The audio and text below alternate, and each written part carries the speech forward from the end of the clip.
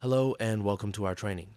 In this video, you will learn how to filter data by closed-ended descriptors in EasyVote. Sometimes, you need to filter your collected data by a subset of the participant group. First, navigate to the Tools drop-down menu from the EasyVote tab in PowerPoint. Select the Manage Participant List option to create or edit your list. When you are creating the list, create a closed-ended descriptor of your choice to separate the subsets of your participant list. You can see that I have created a descriptor called Group, which I have used to distinguish faculty members. I then added the descriptor, attribute, faculty, and other to attach to each participant. Make sure that you complete the entire list before selecting the Finish List button. If you have a long list of participants, you may wish to create the CSV file in Excel and import the file into PowerPoint to save time.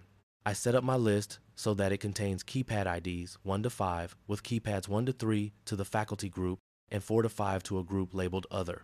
Do not forget to assign the descriptor to each of your participants. Now that I have created my participant list, I made a standard question slide to poll the entire group.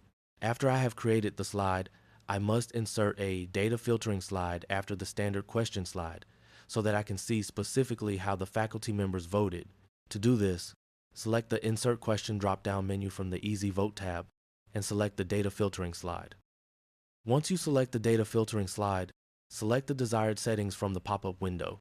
Since I wish to filter the data by faculty, I will select Question 1 as the question to filter, with the closed-ended descriptor being Group and that group's value being faculty.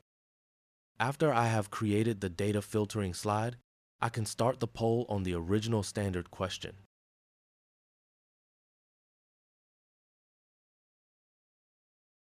In order to see the filter results, I must simply navigate in slideshow mode to the next slide, which is the data filtering slide that I created.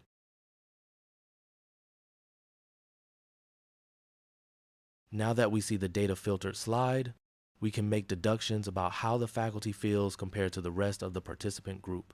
Keep in mind that you may wish to move the elements on the screen, text boxes, charts, graphs, etc., in order to match your brand image or the rest of the presentation. Thank you for watching this training on how to filter data by closed-ended descriptors in EasyVote. If you have any questions, please contact our support team or visit our knowledge base. Links will be provided on screen and in the video description.